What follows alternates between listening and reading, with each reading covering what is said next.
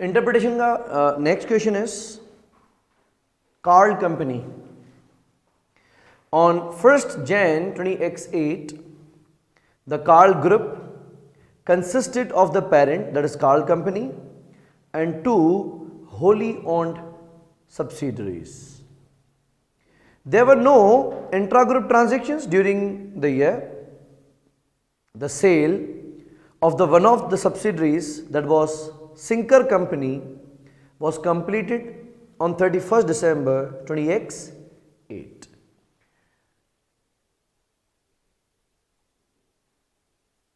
अच्छा, 1st January 20x8 पे हमारे पास 2 सब्सिडरीज थी। 31st December 20x8 पे यानी उसी साल के आखिर में हमने एक सब्सिडरी जिसका नाम था सिंकर, उसको हमने बेच दिया। जब हम स्टेटमेंट ऑफ प्रॉफिट लॉस की बात करेंगे तो ये पूरा साल सिंकर कंपनी कंसोलिडेट होगी, लेकिन जब हम स्टेटमेंट ऑफ फाइनेंशियल पोजीशन बनाएंगे तो हम उसको गायब कर देंगे, उसकी गुडविल, उसका एनसीआई, उसके एसेट्स उड़ा देंगे। When Carl company sold its entire holding for $20 million cash, Sinker company had net assets of $29 million at the date of disposal. The sale does not meet the definition of discontinued operation and has been correctly accounted for in the consolidated financial statements. The gain or loss on disposal of Sinker company is included in admin expenses. Carl company had originally purchased Sinker company on 1st January 20x2, आज से करीबन 5 साल पहले या 6 साल पहले, for $35 million. The fair value and carrying amount of net assets of Sinker at the date of acquisition were $28 million. Goodwill was considered to be impaired by 70% at 31st December 20x8, यानी उसकी goodwill पहले से ही empire हो चुकी थी। Extracts from the consolidated financial statements for the years ended 31st December 20x8 and 20x7 are shown below. Revenue, अच्छा, इस revenue में कार्ड एंड 2 सब्सिडरीज होंगी या कार्ड और 1 सब्सिडरी होगी? दोनों, X7 में भी और X8 में भी, क्योंकि X8 की दिसंबर में हमने उसको सेल किया है। Cost of sale, gross profit, admin expenses, distribution cost, operating profit or loss. Next, extracts from the statement of financial position as at 31st December 20x8 and 20x7. अब के बार इसके करंट एसेट्स में sinker के current assets नहीं होंगे। Equity में तो equity वैसे भी नहीं आती। Non-current liabilities and current liabilities. The following information is also relevant. The majority of non-current liabilities is comprised of bank loans. Sales of Sinker company represented 14% of total group sales in 20x8. यानी जितनी भी पूरे group की sales थी उसमें से 14% sales sinker की थी। However, in March 20x8, Sinker company lost a significant customer contract, resulting in a number of redundancies. These redundancy costs amounted to $15 million and are included in admin expenses. Overall, Sinker company made an operating loss of $17 million. आपको क्या लगता है वैसे सिर्फ इस point को पढ़ के कि सिंकर कंपनी को बेचना अकलमंदी थी या नहीं? अकलमंदी लग रही है। पहले तो नाम ही उसका सिंकर है। हाँ, सिंक होती तो खुद डूबती, सिंकर है तो यानी दूसरों को डूबे। अच्छा, हुआ ये था कि उसने टोटल ग्रुप के 14% रेवेन्यू ही देता था, बाकी 86% रेवेन्यू तो हम खुद ही कमाते थे, और उसमें से भी एक मेजर कस्टमर उसको छोड़ के चला गया, यानी अब 14% भी रेवेन्यू नहीं आएगा, और उसकी रिडंडेंसी कॉस्ट आ गई $15 मिलियन। ये तो वन ऑफ है, ये तो रोज रोज नहीं होगी, यानी कंपनी ने अपने ऑपरेशंस कर्टेल कर दिए, कम कर दिए हैं, और 17 मिलियन का लॉस किया है उसने 20x8 में। फ्यूचर पता नहीं इसका कैसा होता। The Carl group manufactures food packaging. The inventory included in above consolidated statement of financial position is. Group की इन्वेंट्री 65 मिलियन एंड 78 मिलियन। ऊपर जो करंट एसेट्स बताए गए ना 125 112, तो उसमें इतनी तो सिर्फ इन्वेंट्री है। At 31 December X8 Sinker company had inventory of 42 million. आगे आते हैं, कैलकुलेट द गेन और loss arising on the disposal of sinker company in the consolidated financial statements of Carl group. हो जाएगा। B, based on financial statements provided calculate the following ratios and comment on financial performance and position of Carl Group for the year ended 31st December 2008 and 2007। कौन कौन से ratios निकालने हैं? Number 1 GP margin, number 2 operating profit margin, तीसरा ROCE, चौथा current ratio and gearing. Gearing का formula क्या use करेंगे? Debt divided by debt plus equity. Note, maximum of 5 marks are available for the calculation of ratios. सही है, 5 ratios 5 marks, मुनासिब। अच्छा, comment तो ये 13 मार्क्स किस चीज के हैं? नहीं ना, calculate the following ratios and comment, दोनों चीजें है ना। तो कैलकुलेशन के 5 मार्क्स हैं और बाकी सारे मार्क्स कमेंट्री के हैं। कमेंट किस पे करना है? फाइनेंशियल परफॉर्मेंस पे भी और पोजीशन पे भी। See, comment on how the sale of sinker company will affect the comparability of financial statements for the years ended 31 December X7 and X8। 3 marks का है, जिसमें आपको सिर्फ ये बताना है कि क्या 20X7 की फाइनेंशियल स्टेटमेंट्स 20X8 की फाइनेंशियल स्टेटमेंट्स के साथ लाइक विद लाइक कंपेरेबल हैं या नहीं है। तो when it comes to profit loss वो तो कंपेरेबल है, लेकिन कुछ वन ऑफ इवेंट्स हुए हैं जिस तरह रिडंडेंसी कॉस्ट है या गेन या लॉस ऑन डिस्पोजल है, उनको हटा के देखेंगे तो ज्यादा बेहतर कंपैरिजन होगी। लेकिन जो स्टेटमेंट ऑफ फाइनेंशियल पोजीशन है वो कंपेरेबल नहीं होगी। वो ठीक है, वो जेन्युइन है। लेकिन आपने पहले क्या किया था? X7 में it was Carl and 2 subsidiaries, X8 में it is now Carl and 1 subsidiary. Sinker को हमने उड़ा दिया।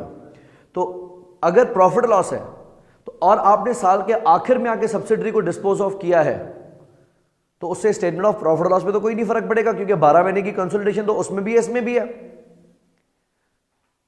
लेकिन जो वन ऑफ इवेंट्स हैं, रिडंडेंसी कॉस्ट का या गेन या लॉस ऑन डिस्पोजल का, वो आप हटाएंगे तो फिर कंपैरिजन और बेहतर दिखेगी। और अगर आपने कोई बैलेंस शीट की फिगर्स यूज की है, मिसाल ROCE कैलकुलेट करते वक्त जो कैपिटल एम्प्लॉयड यूज किया है, तो बैलेंस शीट से हम सब्सिडरी को ऐसे गायब कर देते जैसे थी ही नहीं हमारे साथ, तो वो कंपैरिजन नहीं हो पाएगी। 3 मार्क्स में आपने ये चीज बतानी है। खैर, अभी आपका टास्क क्या है? पहले आप ए पार्ट गेन या loss on disposal of sinker मुझे कैलकुलेट करके दें, और दूसरा मुझे ये 5 रेशियोज कैलकुलेट करके दें।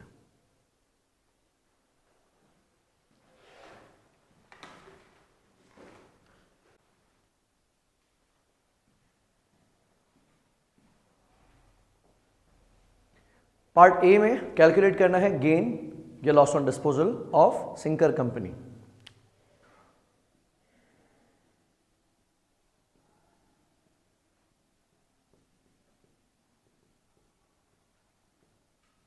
लेट्स सी कि हमने सिंकर को कितने में खरीदा था और उसकी गुडविल हमने कितनी पे की है।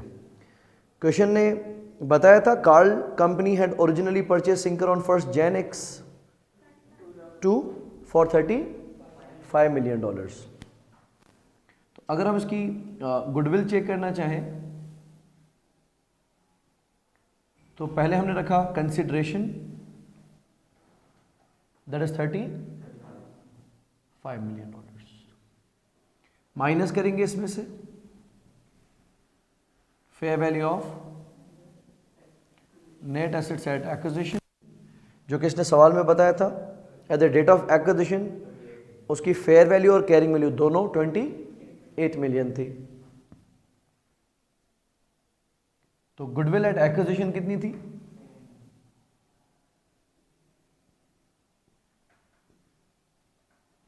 7 मिलियन। फिर इम्पेयरमेंट कितनी हुई है? कब हुई है?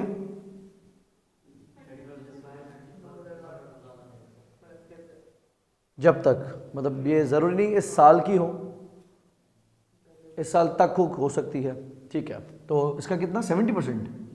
70 मतलब 4.9। बाकी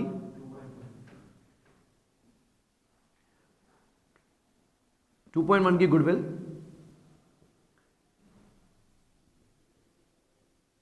एट डिस्पोजल मौजूद है।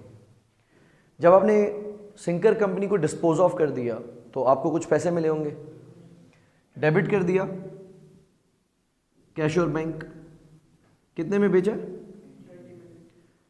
डेबिट किया $20 मिलियन। कहीं ये नहीं बताया गया कि सिंकर हमारी कोई पार्शली ओन्ड है, और कहीं एनसीआई का जिक्र भी नहीं आ रहा।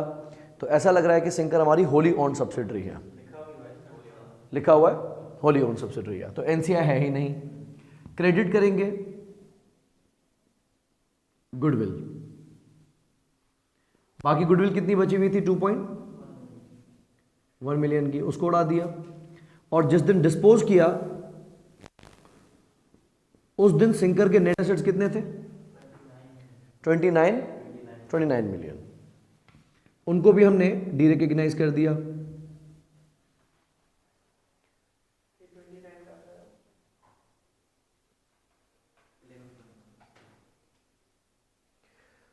Second para, the sale of one of its subsidiary Sinker company was completed on December 31, 2008 when Carl company sold its entire holding for 20 million cash. Sinker company had net assets of $29 million at the date of disposal. ये वो assets थे जो हमारे साथ consolidated थे, लेकिन जब subsidiary को निकाल दिया तो उसको हमने हटा दिया। फर्क डेबिट पे है क्रेडिट पे है? तो डेबिट पे फर्क को हम कहेंगे लॉस ऑन डिस्पोजल। कितना है? 11.1। और ये कहां भेजा गया है? ये हमने एडमिन एक्सपेंसेस में भेजा हुआ है। ठीक हो गया। अब सवाल का दूसरा पार्ट हमें कह रहा था कि आप रेशोज कैलकुलेट करके दें। एक उसमें कैलकुलेट करना है जीपी मार्जिन, ये हमने दोनों ईयर्स के कैलकुलेट करने, 20x8 के भी 20x7 के भी। तो पहला रेशो हम कैलकुलेट करते हैं,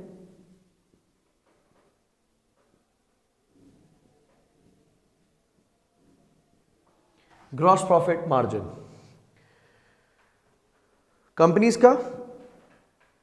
ग्रॉस प्रॉफिट 20x7 में कितना है? 132 और रेवेन्यू है 272। तो 132 डिवाइड बाय 272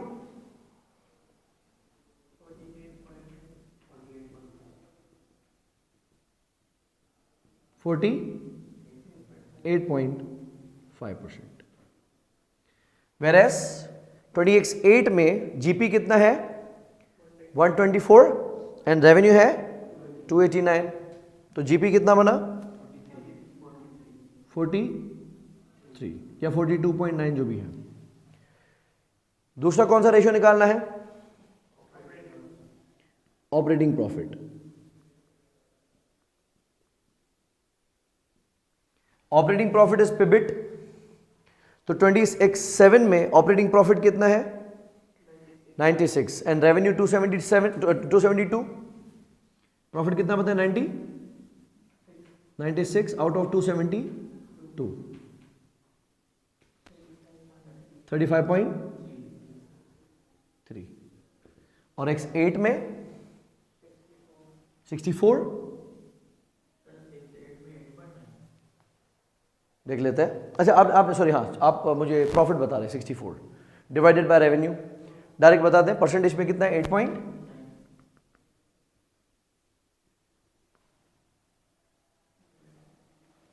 ऑपरेटिंग प्रॉफिट 64 है, डिवाइडेड बाय रेवेन्यू है 289 का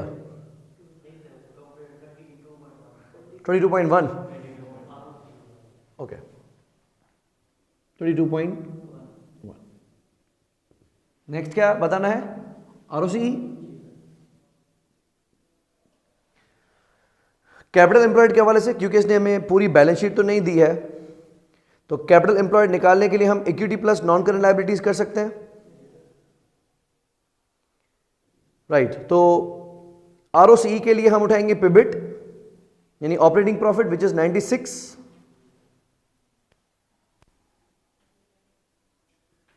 डिवाइड करेंगे कैपिटल एम्प्लॉयड से, जिसका एक तरीका है total assets minus current liabilities, या फिर non current liabilities plus equity, equity plus liability. Equity कितनी है? 578 एंड लायबिलिटीज कितनी है लॉन्ग टर्म? 150। कितना रेशो आ रहा है? 13.2 और x8 में 8.19।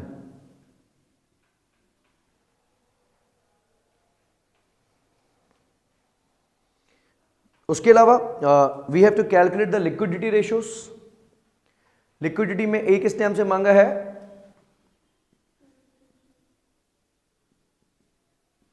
Current ratio, that we calculated as current assets divided by current liabilities. Current assets 20x7 में थे 125 और current liabilities कितनी थी? 161। क्या आंसर आ रहा है? 0.83:1।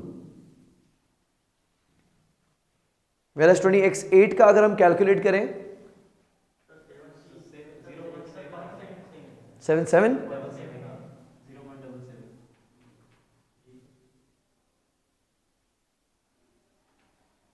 ठीक है। अच्छा 20x8 का 3.1:1।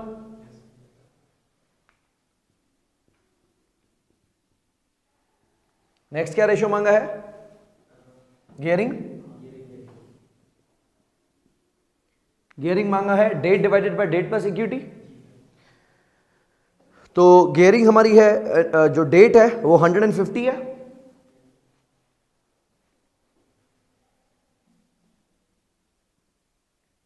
Divided by debt plus equity. तो 150 का डेट एंड 578 की इक्विटी,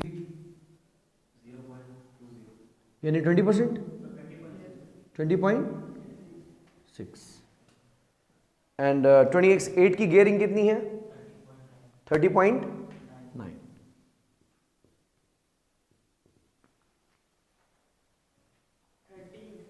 13।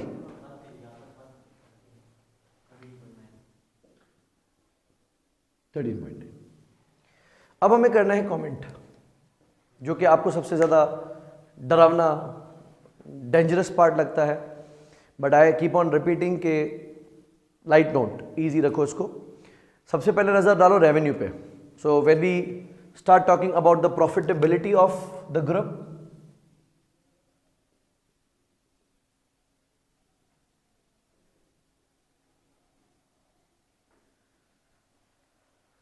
सबसे पहली बात हम किस पे करेंगे? रेवेन्यू पे। नजर ये आ रहा है कि पिछले साल का रेवेन्यू 272 था, इस साल का रेवेन्यू 289 है। कितने से इंक्रीज हुआ है? स्टार्ट किया, ग्रुप रेवेन्यू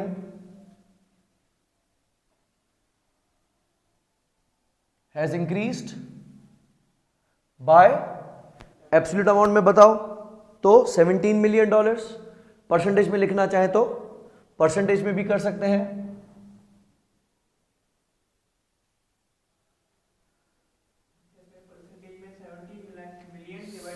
पुराना रेवेन्यू 20x7 का रेवेन्यू। अच्छा, so has increased by 17 million from 20x7 sales. बड़ी ऑब्वियस सी बात की है। क्या लगता है, बेहतर है कि बुरा है? क्योंकि हमें एक इवेंट बताया गया था कि सिंकर कंपनी का मेजर क्लाइंट कब भाग गया था? मार्च में, और ईयर एंड कब का है? दिसंबर में। यानी 9 महीने आपने उतनी सेल्स तो नहीं की होंगी सिंकर कंपनी ने। हालांकि ये रेवेन्यू कंपैरेबल है, इसमें सिंकर रेवेन्यू X7 में भी शामिल था, X8 में भी शामिल है, तो हम इस बात पे बात नहीं कर सकते कि ये कंपैरेबल नहीं है, ये कंपैरेबल है। लेकिन आप इसमें बताते हैं despite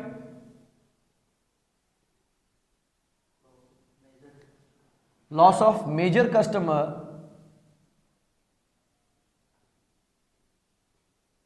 for 9 months by Sinker company. क्यों लगता है? जब सिंकर कंपनी का मेजर कस्टमर 9 महीने तक नहीं है तो रेवेन्यू तो उल्टा शेक होना चाहिए था ना, गिरना चाहिए था।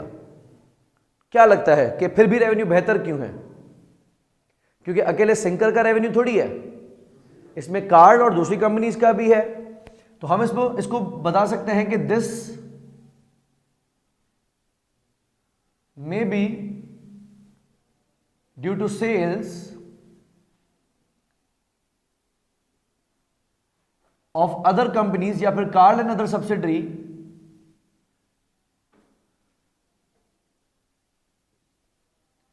हैव इंप्रूव्ड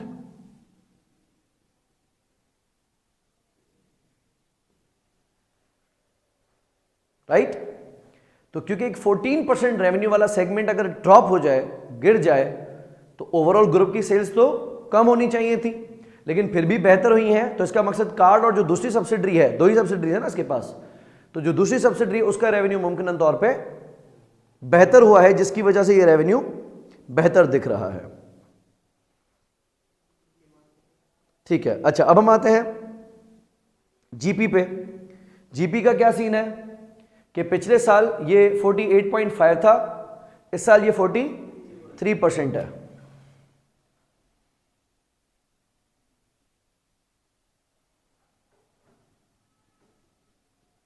सो हम इसमें लिखेंगे gross profit margin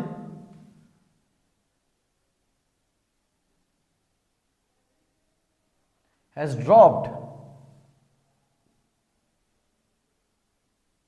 during 20X8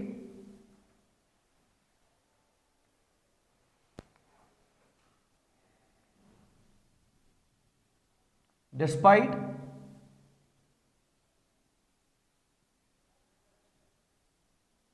increase in revenue. Right, revenue के बढ़ने के बावजूद भी जीपी मार्जिन गिरा है। क्या कोई ऐसा खर्चा है जो कॉस्ट ऑफ सेल में चार्ज किया गया है इस साल? नहीं, वो एडमिन में भेजा गया है। उसने वाजे किया कि जो गेन या लॉस ऑन डिस्पोजल है, हाँ, तो कंपैरिजन को तो कोई चैलेंज करने वाली चीज इसमें नहीं है कि हम कहें कि ये क्योंकि एक अंडरलाइंग आइटम इसमें मौजूद है इस वजह से गिरा है। तो आपको शायद तस्लीम ही करना पड़ेगा कि आपने कुछ वजह पे, तो लेट्स से हम कहते हैं may be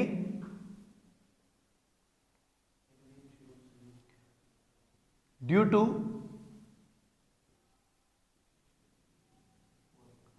poor performance of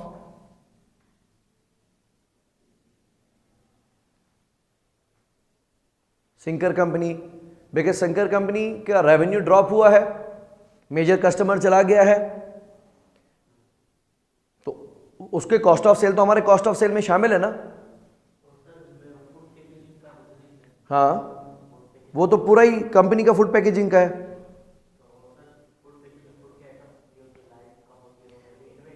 नहीं, वो फिर 20X7 और 20X8 दोनों में इंपैक्ट आना चाहिए था। आपकी बात वैलिड है। अगर हम इसको इंडस्ट्री से कनेक्ट करते हैं, तो अगर आप अपने ही 20X7 को 20X8 से कनेक्ट करें तो फिर इंडस्ट्री को बीच में नहीं ला सकते। अगर आप किसी दूसरी इंडस्ट्री को इस इंडस्ट्री से कंपेयर करते तो आप इंडस्ट्री का मुद्दा बीच में ला सकते थे कि हम उनसे डिफरेंट हैं। लेकिन आपकी जब पूरी कंपनी फूड इंडस्ट्री में है तो 20X7 में भी वही काम करते थे, तो 20X8 में भी आप वही काम कर रहे हैं।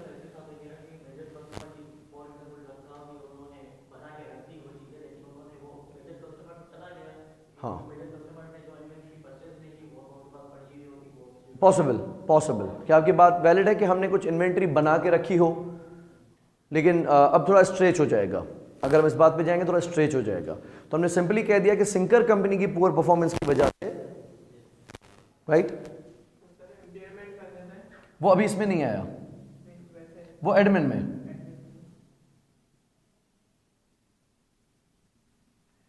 या फिर हम बात कर सकते हैं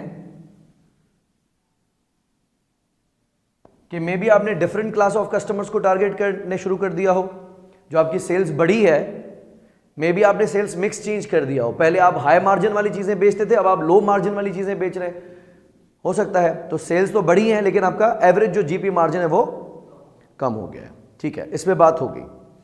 नेक्स्ट हम आते हैं ऑपरेटिंग प्रॉफिट मार्जिन पे। क्या सीन बना है ऑपरेटिंग प्रॉफिट मार्जिन का? ये डिक्रीज हो गया है। सो ऑपरेटिंग प्रॉफिट मार्जिन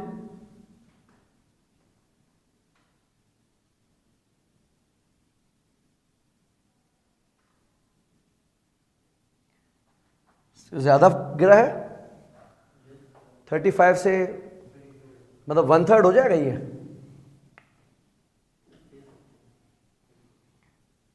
से। हम कहते हैं कि बाय नियरली 1/3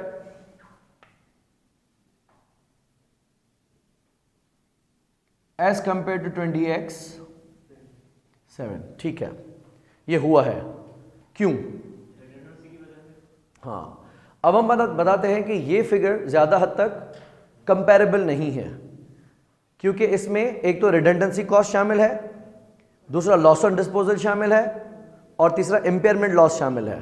अच्छा, हम इसमें ये नहीं कह सकते कि इंपेयरमेंट पूरी इस साल की है, क्योंकि इसने लिखा है बाय 20x7, तो ये नहीं बताया कि 20x2 से लेकर अब तक। अगर कहता पूरी इस साल हुई है तो हम और बेहतर बात कर सकते हैं, लेकिन चले हम इस फैक्टर को भी ज़ेर गौर रख सकते हैं। हाँ जी, हाँ जी, हाँ जी, बिल्कुल। तो हम लिख सकते हैं कि this is not like with like comparable to last year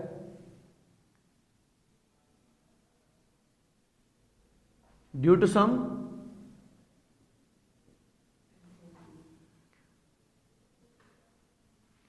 one-off expenses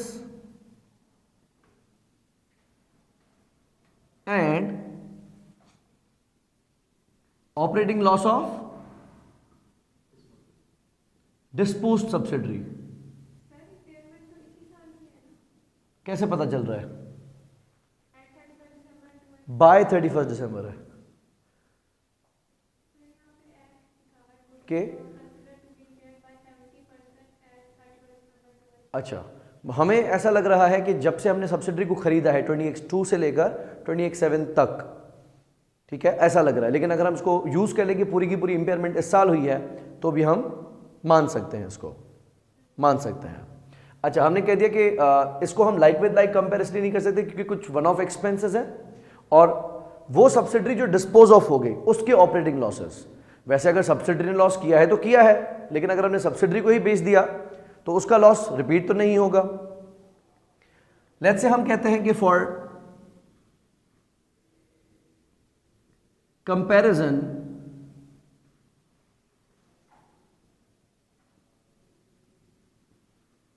this operating profit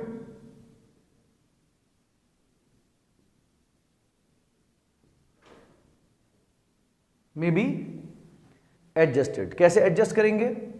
profit है कितना ऑपरेटिंग प्रॉफिट 20x8 में? 64 मिलियन। चले इसमें प्लस करते हैं लॉस ऑन डिस्पोजल 11.1 मिलियन का, प्लस इसमें ऐड करते हैं रिडंडेंसी कॉस्ट 15 मिलियन की, और प्लस करते हैं इसमें ऑपरेटिंग लॉस 17 मिलियन का। नहीं, फिर 17 मिलियन क्यों होगा? बस हमने 15 मिलियन की अगर रिडंडेंसी चार्ज की है, बाकी इंपेयरमेंट ऐड कर दें इंपेयरमेंट लॉस कितना हुआ है? 4.9 मिलियन का। 95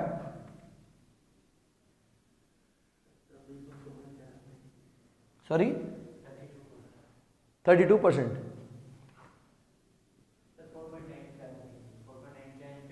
हाँ, इंपेयरमेंट लॉस अगर हम माने कि पूरा इस साल हुआ है तो फिर कितना आ रहा है ऑपरेटिंग प्रॉफिट मार्जिन?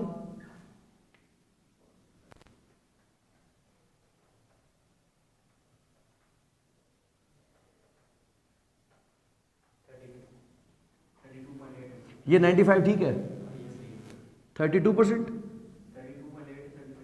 ठीक है, 32.8%। वापस सेल से डिवाइड कर दे।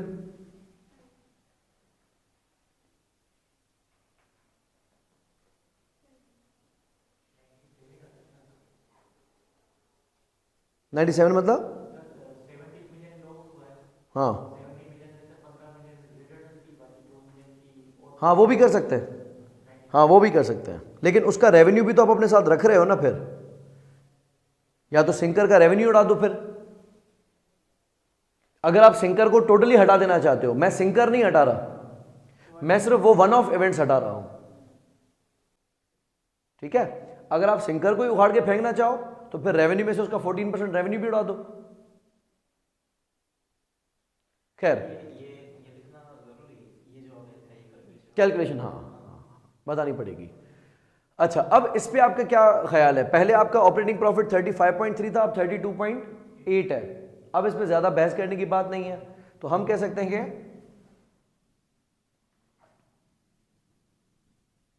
Which is in line with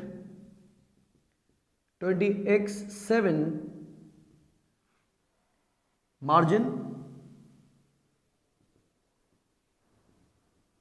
considering GP margin also, है ना। यानी थोड़ा जीपी मार्जिन भी हमारा गिरा था, तो ऑपरेटिंग प्रॉफिट मार्जिन पे फिर मजीद बात नहीं कर सकते क्योंकि वो बात हम ऊपर कर चुके हैं। अगर जीपी मार्जिन पे भी उतना इंपैक्ट है, ऑपरेटिंग प्रॉफिट मार्जिन पे भी उतना इंपैक्ट है, तो फिर बात तो रिपीट हो जाएगी। हाँ, तो ये इन लाइन विद 20x7 है। अच्छा, उसके बाद हम आरओसीई की बात करते हैं। आरओसीई का क्या सीन बना है?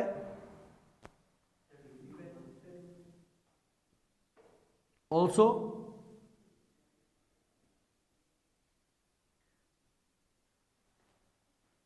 deteriorated against 20x7.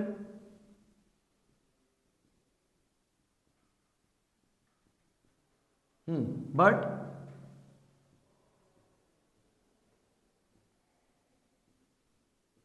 this may also be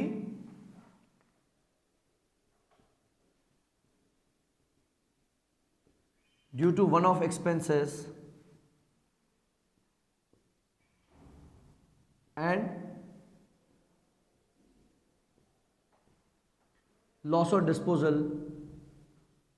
of sinker. हाँ, इक्विटी सही है, लेकिन इसमें एक बात हम कर सकते हैं कि आरओसीई के अंदर since we use two variables, एक हम यूज करते हैं ऑपरेटिंग प्रॉफिट, दूसरा हम यूज करते हैं कैपिटल एम्प्लॉयड। आपका ऑपरेटिंग प्रॉफिट मार्जिन तो चलो एक साल से दूसरे साल में लाइक विद लाइक हो सकता है क्योंकि आपने सब्सिडरी को end of year dispose of किया है, लेकिन जो आपकी बैलेंस शीट की फिगर है कैपिटल एम्प्लॉयड, उसमें एक के अंदर सिंकर शामिल है X7 में और X8 में सिंकर शामिल नहीं है। सो ROCE is also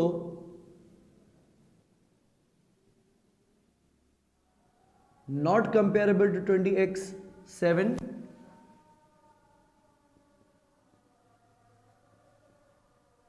due to removal of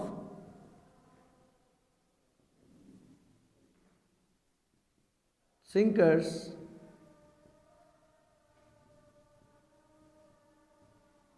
capital employed. आप देख सकते हैं आपकी जो नॉन करेंट लायबिलिटीज हैं वो कम हुई हैं। कम होने की एक वजह ये हो सकती है कि आपने रीपे की है, एक वजह ये हो सकती है कि सिंकर कंपनी की लायबिलिटीज थी। तो हम इसको कंपेयर कर नहीं सकते। तो आरओसी में भी हम ये लिमिटेशन वाजे कर देंगे कि ये लाइक विद लाइक कंपेरेबल नहीं हो सकता। तो ऑपरेटिंग प्रॉफिट मार्जिन वाले पार्ट को तो हम फिर भी एडजस्ट कर सकते हैं। यस, आरओसी कम होने का के दो रीजंस हो सकते हैं, या तो आपने ऑपरेटिंग प्रॉफिट मार्जिन कम कमाया है, या तो आपका कैपिटल एम्प्लॉयड कम हुआ है, सॉरी बढ़ा है।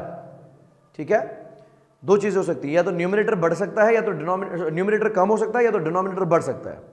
तो अगर आपका ऑपरेटिंग प्रॉफिट मार्जिन गिरा है, जो कि गिरा है, और कैपिटल एम्प्लॉयड अगर बढ़ गया है, जो कि इस केस में बढ़ा नहीं है, तो वो दो रीजंस हो सकते हैं आरओसी को गिराने के। इसमें अगेन हम वही प्राइम रीजन डिस्कस कर सकते हैं कि अगर हम एडजस्टेड ऑपरेटिंग प्रॉफिट यूज करते हैं,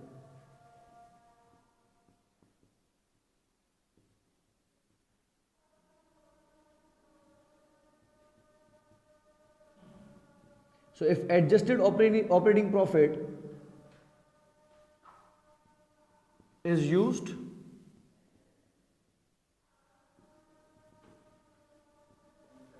तो आरओसीई कितना हो जाएगा? 13.2। so ROCE will be 13.2 for 2028 as well.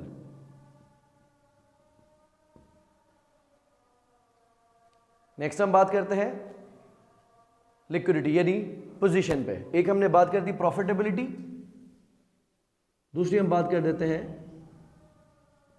Position पे। रेशियोज बताए गए हैं दो, एक करंट रेशियो और दूसरा गियरिंग। करंट रेशियो का क्या सीन बना है? 0.77 से बढ़ के 3.1 पे चला गया है। सो करंट रेशियो और द लिक्विडिटी या करंट रेशियो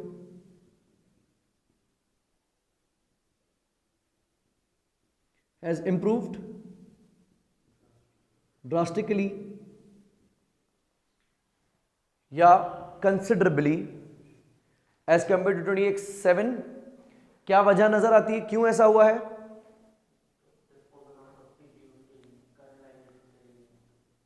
ओके, और आपको पैसे मिले होंगे,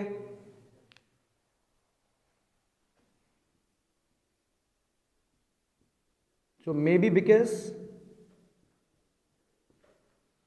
of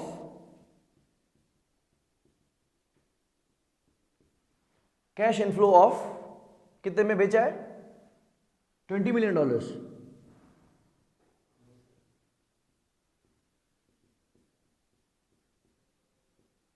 फ्रॉम डिस्पोजल। और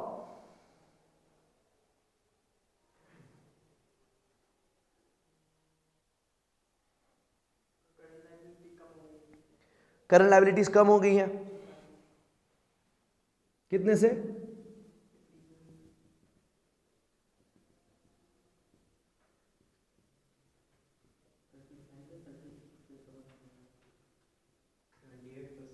%78। ठीक है, so current liabilities have also reduced by 78%, showing that Sinker company had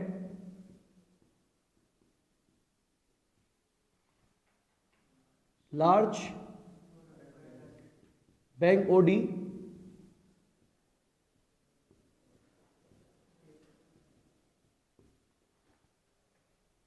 और ट्रेड पेएबल्स। करंट एसेट्स पे कोई खास फर्क नजर आ रहा है?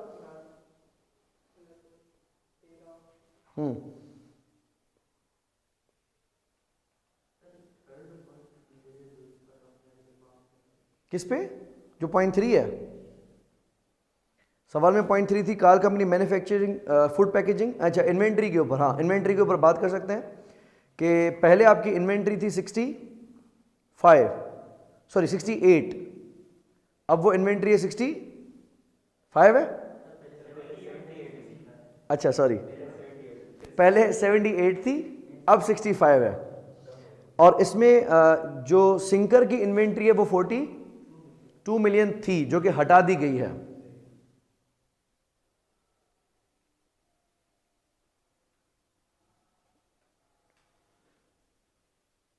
ठीक है,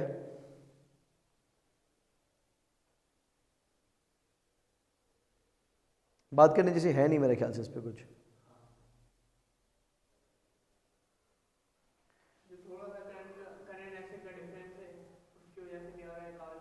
हाँ, करंट एसेट्स का भी है, राइट, और सिंकर की वजह से भी है।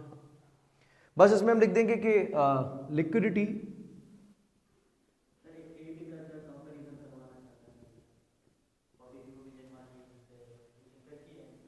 हाँ, लेकिन इन्वेंट्री से ऐसा कोई ताल्लुक नहीं है, उसमें इंक्लूडेड नहीं है। अगर इंक्लूड हो जाएगी तो करंट रेशियो और बढ़ जाएंगे। हाँ, सो लिक्विडिटी पोजीशन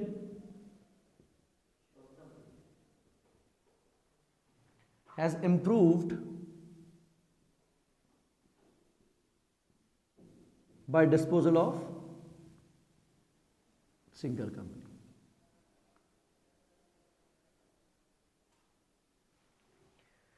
चले लास्टली बात करते हैं गियरिंग पे।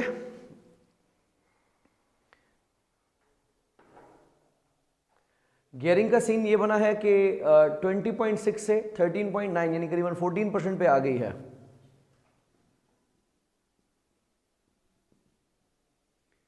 Gearing has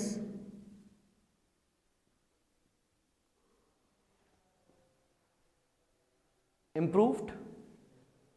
अच्छा, गियरिंग इंप्रूव होने की वजह यह है कि आपकी नॉन करंट लायबिलिटीज का कम हो जाना। आपको क्या लग रहा है, आपकी नॉन करंट लायबिलिटीज कम हुई है गिवन है सवाल में? So this is largely due to reduction of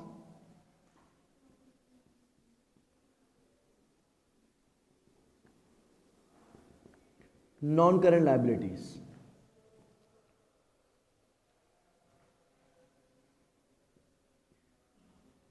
which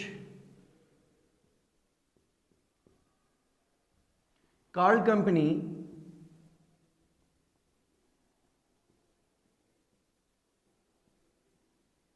may have paid back, क्योंकि नॉन करंट लायबिलिटीज कम हुई है। तो मे बी एक वजह यह हो सकती है कि आपने अपनी नॉन करंट लायबिलिटीज को रिडीम कर दिया है, पे बैक कर दिया है, और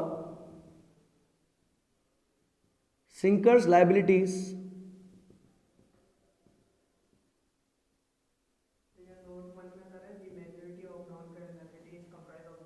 बैंक लोन्स, राइट। हाँ, तो मे बी हमने कोई बैंक लोन रीपे कर दिया हो, कोई अगर लॉन नोट्स होते, बॉन्ड्स होते, तो मे बी उनको रीपे करना इतना आसान नहीं होता, वो तो रिडीम नहीं कर सकते थे ना हम अर्ली। और इसमें नॉन बैंक लोन है तो हमने मे बी कुछ बैंक लोन रीपे कर दिया है।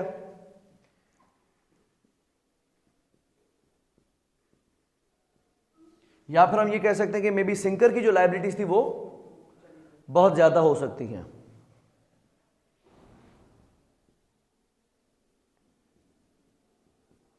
हम अपनी लिमिटेशन जाहिर कर देते हैं कि जब तक आप हमें सिंकर कंपनी की नॉन करंट लायबिलिटीज नहीं बताएंगे, हम गियरिंग के ऊपर कुछ खातर खा जवाब दे नहीं सकते कि क्या ये इंप्रूवमेंट नॉन करंट लायबिलिटीज को रीपे करके लाई गई है या फिर सिंकर की थी और सिंकर को ही हमने तड़ी पार कर दिया। So no remarks can be made or passed unless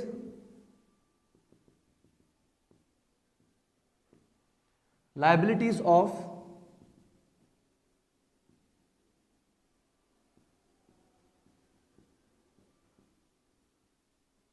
sinker are provided। जो रेशियोज गिवन है, हम उन रेशियोज पे बात कर रहे हैं। कोई बहुत ज़्यादा प्रो लेवल पे जाने की ज़रूरत नहीं है कि कहीं आप समझें कि हमें बहुत बेहतरीन रिमार्क्स देने हैं, पता नहीं कहाँ से चीज़ों को कनेक्ट करना है। हम रेशियोज में फंसते इस वजह से हम टू मच लेवल पे चले जाते हैं। हमें उस टू मच लेवल पे जाना नहीं है, बेसिक लेवल पे बातें करनी है। फाइनली आप इस पे कंक्लूजन ड्रॉ कर लेंगे कि प्रॉफिटेबिलिटी पे ओवरऑल आपको क्या इंपैक्ट नजर आ रहा है। जो कि आपने बताया कि profitability seems to have improved, और सिंकर कंपनी के जो वन ऑफ एक्सपेंसेस हैं, जब ये अगले साल नहीं होंगे तो एक्सपेक्टेशन यही है कि कार्ल ग्रुप की परफॉर्मेंस बेहतर हो जाएगी और इंप्रूव हो जाएगी। लिक्विडिटी के हवाले से आपने बात कर ली कि लिक्विडिटी पे बहुत बेहतरीन इंपैक्ट आ गया और गियरिंग पे भी अच्छा इंपैक्ट आ गया है। तो overall the future of sinker company wasn't bright enough due to loss of a major customer, and Sinker company used to contribute 14% of revenue, which will definitely shrink in future years. कम हो जाएगा आइंदा आने वाले सालों में। So overall the disposal of Sinker company seems to be a good move by the management. Yes, क्योंकि gearing major ये करती है कि आपके पास अपने पैसों के मुकाबले में लाइबिलिटीज कितनी है, नॉन करंट लाइबिलिटीज कितनी है। तो नॉन करंट लाइबिलिटीज जितनी ज्यादा होंगी गियरिंग उतनी हाई हो जाएगी, और नॉन करंट लाइबिलिटीज ज्यादा होना मतलब कंपनी के डिफॉल्ट करने के चांसेस उतने ही ज्यादा हो सकते हैं। जिस तरह हम पाकिस्तान की बात करते हैं तो $100 बिलियन अगर हमारे ऊपर कर्ज चढ़ चुका है, जो कि हमें 5 यानी 20 मिलियन करके 5 सालों में वापस करना है। तो अब जब रीपे करने का टाइम आया है, यानी मजीद कर्जे ले तो लें लेकिन पुराने कर्जे रीपे भी तो करने हैं, तो अब हम बुरी कंडीशन में फंसे हुए हैं।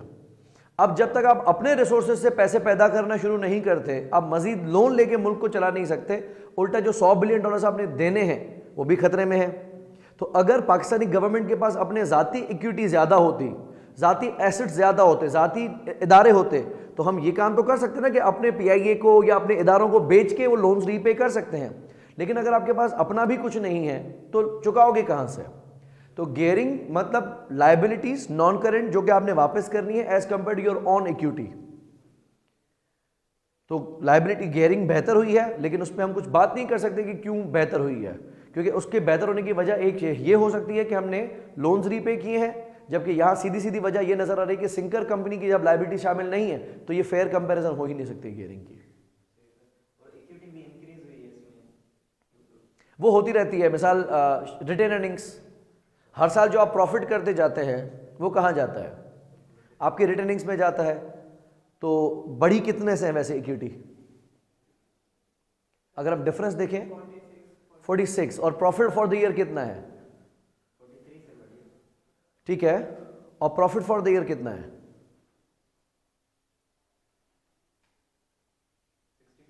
64। So make sense. प्रॉफिट इस साल का कहां जाएगा? सीधा रिटेन अर्निंग्स में जाएगा, खा वो सिंकर का हो।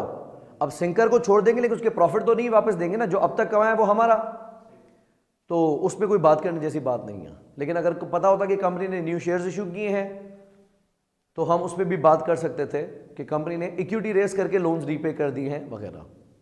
बट एज आई सेड कि बहुत ज़्यादा डीप जाने की कोशिश नहीं करना, क्योंकि आप ये दलदल है, जितना इसमें आप निकलने की कोशिश करोगे उतना गहरे फंसते जाओगे। आप फ्लोट करोगे ना, अगर इजी रह के बात करोगे तो काम की बातें कर सकोगे। बस यहां से इसको निकाल देना है कि कोई बड़ी बातें करनी है मैंने। यस, आपने प्रॉफिट ये वाला यूज किया 95 रिवाइज्ड, और कैपिटल एम्प्लॉयड की फिगर हमने पुरानी वाली जो 20x8 में यूज की थी वही यूज कर लिया। अच्छा, उसके बाद आप कंक्लूजन डालोगे, जो जो चीजें आपको दिखती हैं। अब आपने कम बातों में ज्यादा बात करनी है कि प्रॉफिटेबिलिटी के हवाले से क्या आपको लगा इंप्रूव हुई है, या यहां इंप्रूव हुई है, यहां उसमें डिप आया है, और फ्यूचर आपको कैसा लगता है।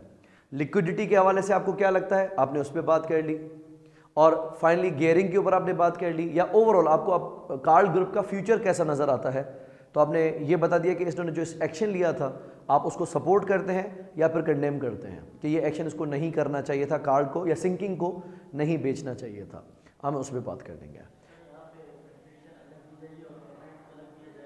जी हाँ, राइट, कंक्लूजन में जी, राइट। सी में नहीं, सी में नहीं, सी में नहीं, सी में नहीं, सी में भी हम आते हैं।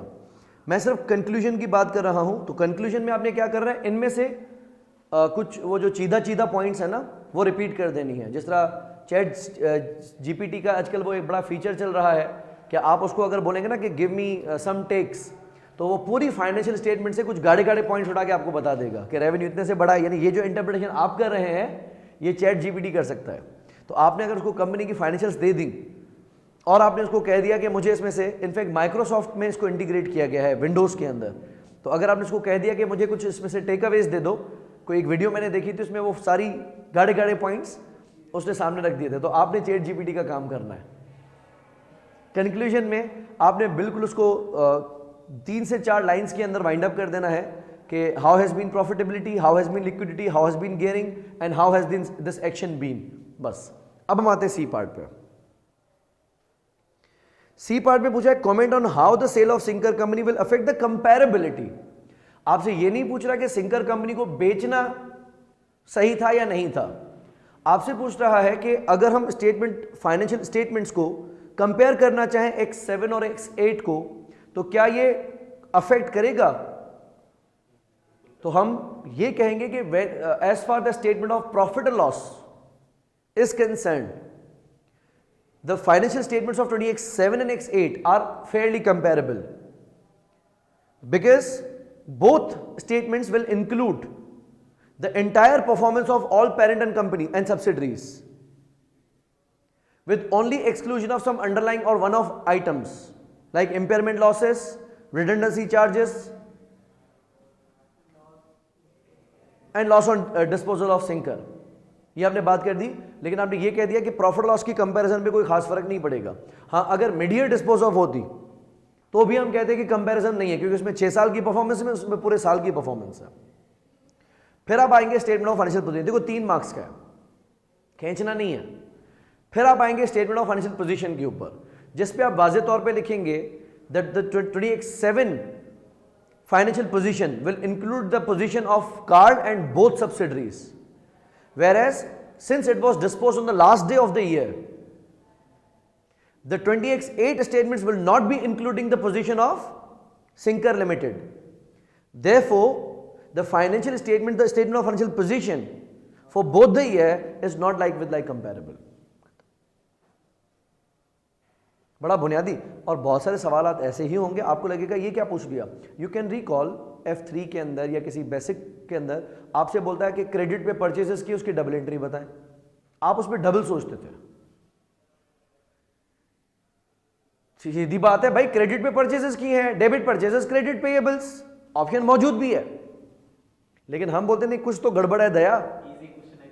हाँ, इतना हलवा नहीं खिलाएगा, कुछ तो इसमें ट्रिक होगी, और उसी क्वेश्चन पे आप ज्यादा टाइम लगा लेते हो। डिस्काउंट अलाउ कर दिया, डिस्काउंट रिसीव कर दिया, कस्टमर ने पैसे दे दिए, क्योंकि आपको लगता है कि ये तो बहुत चिल क्वेश्चन है भाई, ये कहां से आ गया, और एसीसी का एग्जामिनर मुझे ऐसे ही 2 मार्क्स देते, ऐसा वैसा थोड़ी हो सकता है। ये आपकी सोच है। आपको आखिर में पता चलता सवाल इतना ही आसान था, मैं अगर आंखें बंद करके 30 सेकंड्स में भी सवाल कर लेता ना तो हो जाता, लेकिन उल्टा मैंने उसमें 3 मिनट लगा दिए, ये सोच के कि शायद कोई ट्रिक हो। इंटरप्रिटेशन में भी फंसाती ये चीज है, बड़ा पता नहीं क्यों प्रो बनने की कोशिश हम करते हैं। प्रो बनने की कोशिश नहीं करनी, बेसिक ठीक है।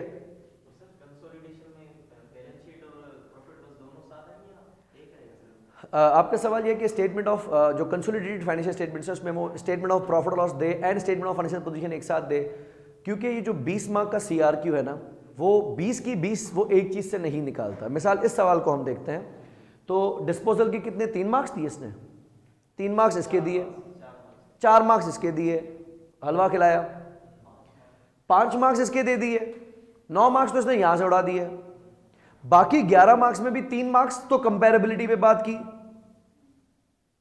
बाकी रह क्या गया 8 मार्क्स पे आपने ये करना। Same goes with CRQ। अब वो पूरा का पूरा बना के किसी एक सिनेरियो पे नहीं देता। एग्जामिनर की पूरी कोशिश ये है कि जिस तरह MCQs एंड MTQs के अंदर मैं मल्टीपल वेरियस एरियाज टेस्ट कर रहा हूं, उस तरीके से CRQs के अंदर भी मैं मल्टीपल एरियाज टेस्ट करूं। वो सिर्फ फाइनल अकाउंट्स नहीं टेस्ट करना चाहता, वो सिर्फ कंसोलिडेशन टेस्ट नहीं करना चाहता। जिस तरह अभी आपने एक सवाल किया कि हमारे पास एक एसोसिएट थी जिसका 30% मिसाल मेरे पास था और बाकी 70% स्कैटर्ड था, तो I got a significant influence. बाद में वो 70% किसी एक कंपनी ने उठा लिया, तो बताओ इस पे क्या इंपैक्ट आएगा। तो अब वो कंसोलिडेशन में भी सिर्फ स्टेटमेंट्स बनाने के मार्क्स नहीं दे रहा, 3 से 4 मार्क्स वो इस चीज के पूछने के दे रहा है कि सिग्निफिकेंट इन्फ्लुएंस अगर है तो क्या होगा, अगर चला गया तो क्या होगा। तो least likely, very least likely कि वो आपको 20 के 20, जब अगर वो दोनों देगा ना profit loss and balance sheet, तो आपका हक है पूरा कि आपको 20 के 20 मार्क्स दिए जाएं। लेकिन अब एग्जामिनर 20 के 20 मार्क्स कैलकुलेशन के नहीं देगा। हाँ, तो आपको स्टेटमेंट ऑफ प्रॉफिट लॉस दे दी और बाकी एनसीआई को फुल गुडविल और पार्शियल गुडविल की बातें करने लग गया, एसोसिएट के होने ना होने की बात कर गया। अगर बोलता है सब्सिडरी को मैं डिस्पोज ऑफ कर दूं तो क्या फर्क पड़ जाएगा, इंडिविजुअल स्टेटमेंट्स में क्या इंपैक्ट आएगा, कंसोलिडेशन में क्या इंपैक्ट आएगा, ऐसी बातें कर ली। तो वो आपसे कुछ लिखवाएगा, टाइप करवाएगा।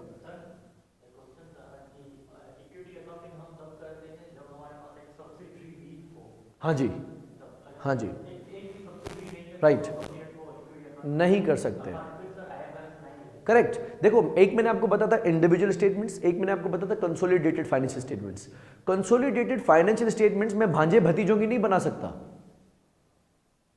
हाँ, सिर्फ औलाद होगी तो बना सकता हूं। पेरेंट आप बनेंगे ही तब जब आपकी कोई सब्सिडरी है। अगर आपके पास किसी भी सब्सिडरी, किसी भी कंपनी का कंट्रोल ही नहीं है, तो आप कहां चले बेटा कंसोलिडेटेड फाइनेंशियल स्टेटमेंट्स बनाने। जी, और जो इक्विटी अकाउंटिंग होती है वो होती ही कंसोलिडेशन के अंदर है। इंडिविजुअल फाइनेंशियल स्टेटमेंट्स में इक्विटी अकाउंटिंग होती ही नहीं है। नहीं, तो अगर मेरे पास 100 एसोसिएट्स हों, लेकिन एसोसिएट्स भांजे भतीजे हैं, हाँ, पड़ोसियों के बच्चे, खेल सकते हो, आपके नहीं है, आप उनकी वजह से कंसोलिडेशन नहीं कर सकते। तो इक्विटी अकाउंटिंग की ही तब जाती है जब आप कंसोलिडेटेड फाइनेंशियल स्टेटमेंट्स बनाएं।